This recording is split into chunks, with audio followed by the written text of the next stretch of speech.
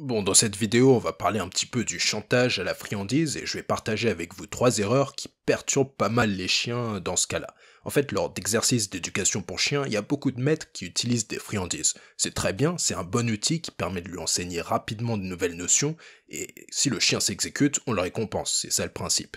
Par contre, justement, il faut faire attention à pas commettre les erreurs qu'on va voir tout de suite dans cette vidéo. Celle-ci pourrait ralentir son apprentissage et entraîner des blocages. Ah, au fait, si vous souhaitez améliorer son éducation et régler des troubles du comportement, je vous recommande la lecture du livre Dresser votre chien en 15 minutes par jour.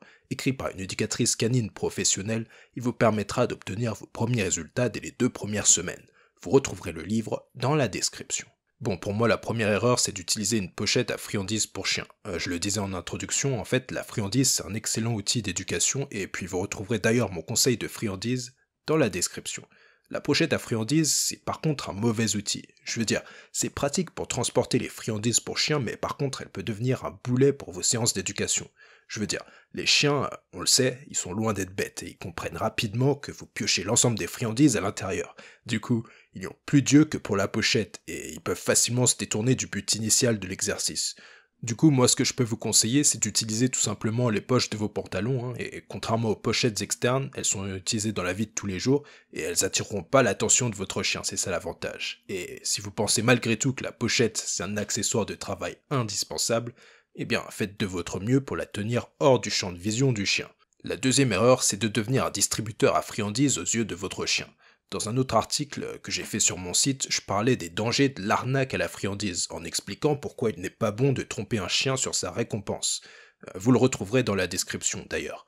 Et en fait, c'est pas non plus bon de tomber dans le travers inverse et de le récompenser avec une friandise de manière systématique.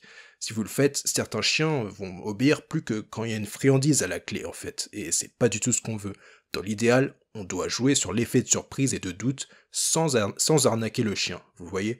Je veux dire que de temps en temps, vous pouvez lui montrer de façon claire que vous n'avez rien pour lui avant de lui donner un ordre. S'il s'exécute, il peut avoir une récompense ou non, sans pour autant l'attendre systématiquement.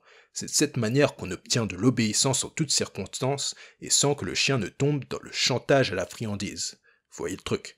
La troisième erreur, c'est de ne pas intégrer de variations dans vos routines d'éducation canine ou quoi que ce soit. La récompense, c'est pas que la friandise. Comme pour les humains, la plupart des chiens aiment varier les plaisirs.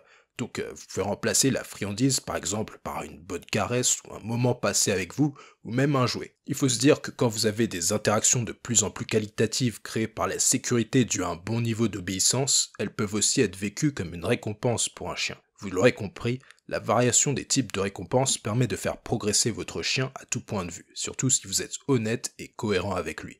Pour aller plus loin, je vous recommande la lecture du livre que j'ai mis dans la description. J'espère que vous avez apprécié cette vidéo et si c'est le cas, n'hésitez pas à lâcher votre meilleur like et à vous abonner.